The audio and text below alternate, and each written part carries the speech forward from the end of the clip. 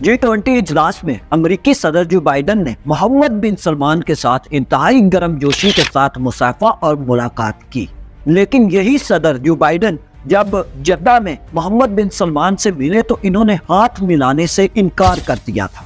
آخر امریکی صدر جو بائیڈن دوبارہ سے سعودی ولی عہد محمد بن سلمان کے قریب کیوں ہو رہے ہیں؟ جمال خاشقجی کے قتل کے بعد امریکہ سعودی عرب سے سخت ناراض تھا، جس کے نتیجے میں سعودیہ چائنا اور روس کے قریب ہونے لگا تھا۔ امریکہ کو ہمیشہ یہ بات کھٹکتی ہے کہ وہ اس کے درینہ دشمنوں کے ساتھ کھڑا کیوں ہو رہا ہے۔ کیا امریکہ اور سعودیہ دوبارہ ایک دوسرے کے قریب ہو کر خطے میں کوئی نئی تبدیلی لانا چاہتے ہیں؟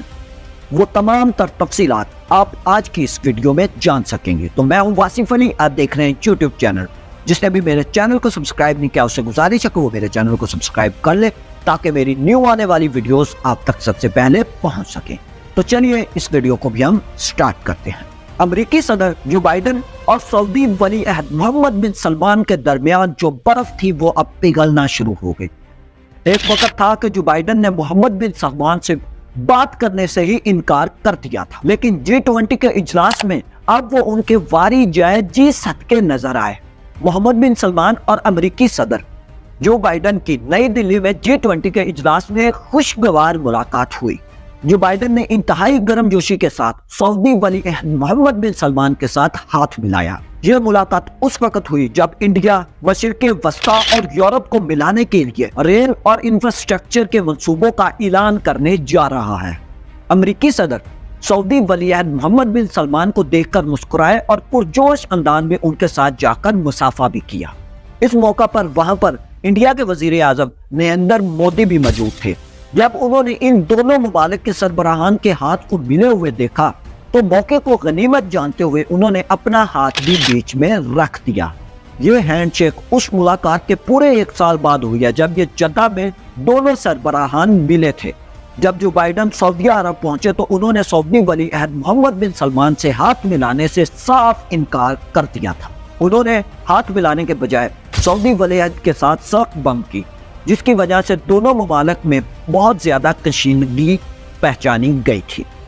جو بائیڈن کے امریکہ کے صدر بننے سے پہلے ہی سعودی ولی عہد محمد بن سلمان کے ساتھ جو حالات تھے وہ کچھ بہتر نہیں تھے۔ اس کی بنیادی وجہ 2018 میں سعودی صحافی جمال خاشقجی کا قتل تھا۔ جمال خاشقجی واشنگٹن پوسٹ میں کالم لکھا کرتے تھے اور سعودی حکومت کو اپنے کالمز میں تنقید کا نشانہ بنایا کرتے تھے۔ انہیں ترکی میں سعودی سفارت خانے میں قتل کر کے ان کی لاش کو ٹکڑے ٹکڑے کر کے تلف کر دیا گیا تھا۔ امریکہ کا الزام تھا کہ یہ قتل سعودی ولی عہد محمد بن سلمان کے کہنے پر کیا گیا تھا اور امریکی انٹیلیجنس کی رپورٹ بھی کچھ اسی طرح سے ہی تھی۔ امریکی صدر جو بائیڈن محمد بن سلمان کو ایک قاتل کے طور پر دیکھتے تھے، اس لیے وہ ان سے ملاقات کرنا اور ہاتھ ملانا خوشگوار نہیں سمجھتے تھے۔ انہوں نے 2020 میں اپنے صدارتی الیکشن کے کمپین کے دوران یہ اعلان بھی کیا تھا کہ وہ سعودیوں کو ان کی اوقات یاد دلا کر رہیں گے۔ دنیا میں صرف 2 ایسے ممالک ہیں جن میں یہ روایات ہیں کہ ان کا کوئی بھی سربراہ مملکت بنتا ہے یا کسی اعلیٰ پوسٹ پر نافذ ہوتا ہے تو وہ اپنا پہلا دورہ جو ہے وہ سعودی عرب کا کرتے ہیں، جس میں پاکستان اور امریکہ شامل ہیں۔ اگر یہ دونوں ممالک کے سربراہان اپنا پہلا دورہ سعودی عرب کا نہ کرے تو ان صدور کی یہی کوشش ہوتی ہے کہ وہ اپنے پہلے سال میں ہی سعودی عرب کا دورہ لازمی کریں۔ ڈونلڈ ٹرمپ جب امریکہ کے صدر منتخب ہوئے تو انہوں نے اپنا پہلا دورہ سعودی عرب کا ہی کیا تھا۔ صدر اوباما بھی جب پریزیڈنٹ آف امریکہ بنے تھے تو انہوں نے بھی اپنا پہلے سال میں ہی سعودی عرب پہنچ گئے تھے، لیکن جو بائیڈن نے ایسا کچھ نہیں کیا۔ انہوں نے دورہ تو نہیں کیا، اس کے علاوہ انہوں نے سعودی ولی عہد کو فون کال کرنے سے بھی انکار کر دیا تھا۔ تو آخر ناظرین کرام ایسی کیا وجہ ہے کہ جو بائیڈن کے اس سرد لہجے میں تھوڑی سی گرمائش نظر آ رہی ہے؟ تو میں آپ کو ناظرین کرام بتاتا چلوں کہ اس کی سب سے بڑی وجہ یہ ہے کہ محمد بن سلمان کا چین کے قریب ہونا۔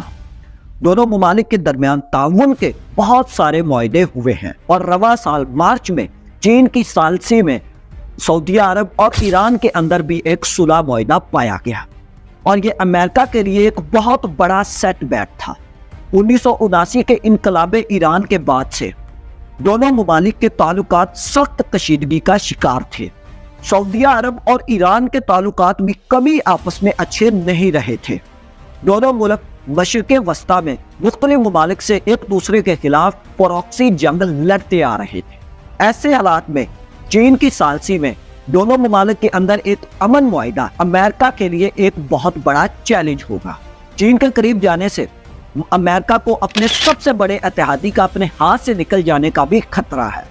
ایسے میں امریکہ کے صدر جو بائیڈن کا سعودی ولی عہد محمد بن سلمان کے لیے لہجہ تھوڑا نرم ہونا کوئی اجنبے سے کم بات نہیں۔ امریکی صدر جو بائیڈن کے لہجے میں نرمی کی ایک اور بڑی وجہ پوری دنیا میں تیل کی بڑھتی ہوئی قیمتوں کی بھی ہے۔ روس نے یوکرین پر حملہ کیا تو امریکہ نے روس کے اوپر بہت زیادہ پابندیاں عائد کر دی۔ اس کی پیٹرولیم مصنوعات بھی اس پابندیوں کی زد میں آئی تھی، جس کی وجہ سے عالمی سطح پر تیل کی قیمتیں بڑھنا شروع ہو گئی۔ امریکہ نے کوشش کی کہ سعودیہ عرب اور ایپک ممالک جو ہیں وہ تیل کی پیداوار میں تھوڑی تیزی کریں کہ پورے دنیا میں جو تیل کی قیمت ہے اس کو کنٹرول میں لایا جا سکے، لیکن مملکت نے امریکہ کی اس خواہش کو مسترد کر دیا اور روس کے ساتھ جا کر کھڑا ہو گیا۔ اپنے بہت بڑے اتحادی کا مشکل کے وقت اپنے بہت بڑے دشمن کے ساتھ جا کر کھڑا ہو جانا امریکہ اور امریکہ کے صدر جو بائیڈن کے لیے تشویشناک تھا۔ خطے کے تیزی سے بدلتے ہوئے حالات نے سخت موری کا رویہ اختیار کرنے والے امریکہ کے صدر جو بائیڈن اور ان کے انتظامیہ پر یہ بات تو واضح کر دی ہے کہ محمد بن سلمان کے بغیر خطے میں ان کے مفادات کا تحفظ نہیں ہو سکتا۔ اگرچہ سعودی عرب کے بادشاہ ان کے والد سلمان بن عبدالعزیز ہیں، لیکن محمد بن سلمان کو سعودی عرب کا ڈیفیکٹڈ حکمران سمجھا جاتا ہے۔ نریندر مودی نے جب ریل کے منصوبے کا افتتاح کیا تو ان کی ایک جانب محمد بن سلمان اور دوسری جانب جو بائیڈن کھڑے ہوئے تھے۔ ریل کے اس انفراسٹرکچر کا منصوبہ انڈیا کو مڈل ایسٹ اور یورپ کے ممالک کے ساتھ ملائے گا۔ منصوبے کے تحت انڈیا سے مال بحری جہاز کے ذریعے اماراتس پہنچے گا۔ یہاں پر سعودی عرب سے ٹرین کے ذریعے اردن کے راستے اسرائیل تک پہنچایا جائے گا۔ وہاں پر ایک بار پھر سے ان کو بحری جہاز میں لاد کر یورپ کی منڈیوں میں، اس کے علاوہ خطے کو تیز ترین انٹرنیٹ پہنچانے کے لیے بھی سمندر میں نئی کیبل بچھائی جائے گی۔